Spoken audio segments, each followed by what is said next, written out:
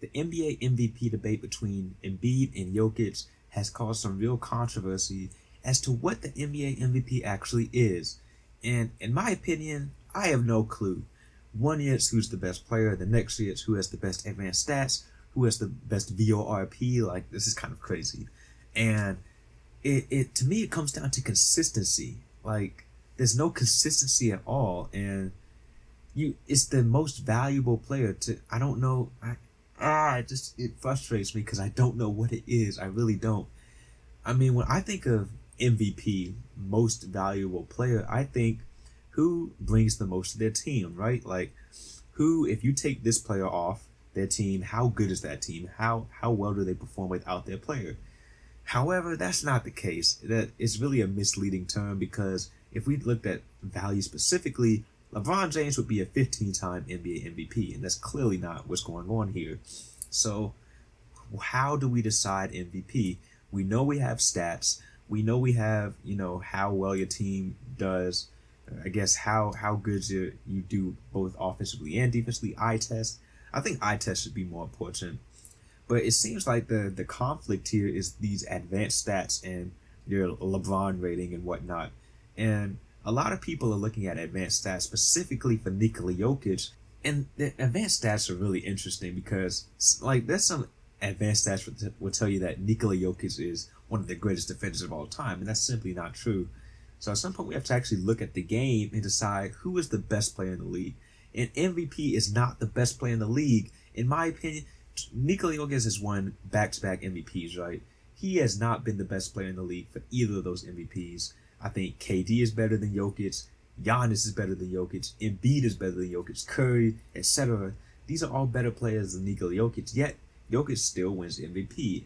And I'm thinking to myself, why is this the case? Why do we have a player that's not the best player in the league winning constant MVPs? Because these back-to-back MVPs and potentially 3 straight MVPs, I agree with DeMarcus Cousins. You're essentially saying that Nikola Jokic is one of the greatest players of all time. Because I think about all the greats who have won 3 straight MVPs. I think it's Bill Russell, Wilt Chamberlain, and Larry Bird. LeBron is not on that list. Jordan is not on that list. Kobe is not on that list.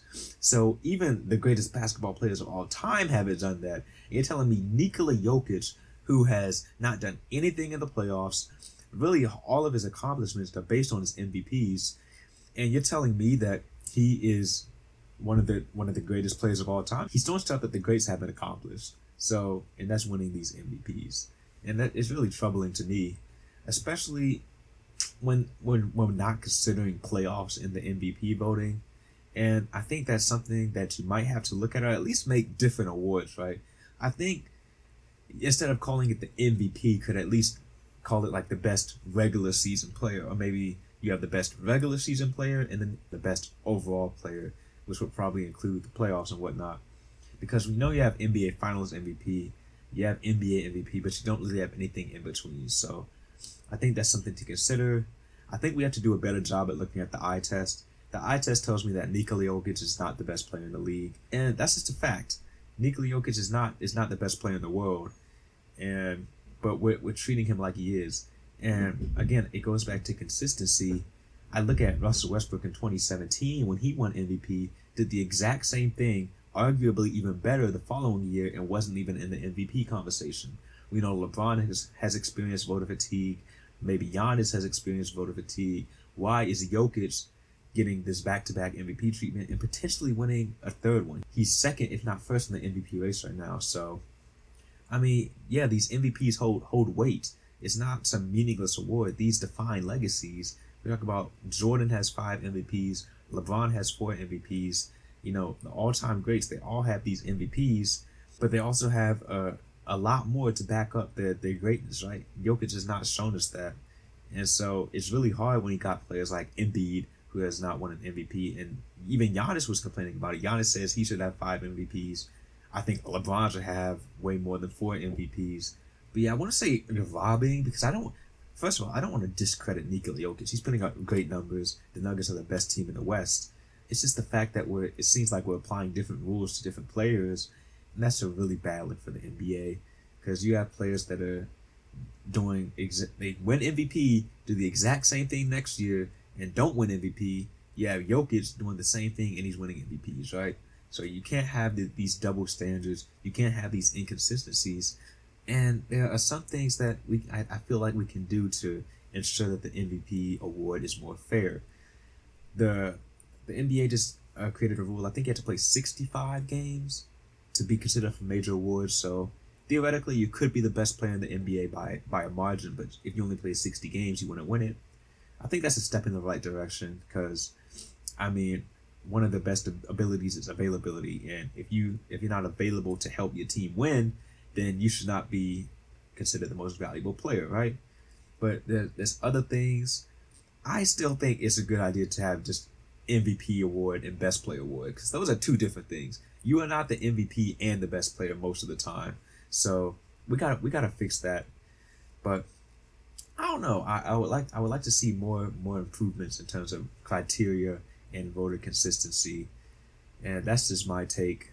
I don't know exactly what the voters think when they're voting for these awards. I don't know if they're looking at the box plus minus and the LeBron rating of these players and deciding, hey, Jokic has the best LeBron rating, so I think he's the best player in the league. I think we have to do better than that. I think we have to actually watch the games, watch how the players impact their teams and how they affect how the team wins. How does a player dominate? How does a player contribute to their team, right? Because, I mean, you got guys that put up great stats like Bradley Beal and Damian Lillard, but the team's not really winning, right? And we would never consider them in the NBA MVP conversation. So more consistency along those lines.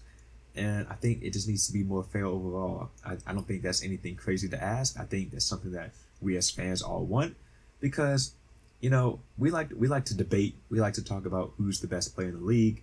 And some people will use MVP to say that, especially when we're talking about legacies and whatnot. So yeah, I think that's just my take on it. I think it's a fair take, and I'm interested in seeing what the NBA does to not only make it more fair for the players, but also, you know, give the fans more assurance into what the voters are looking for in an MVP.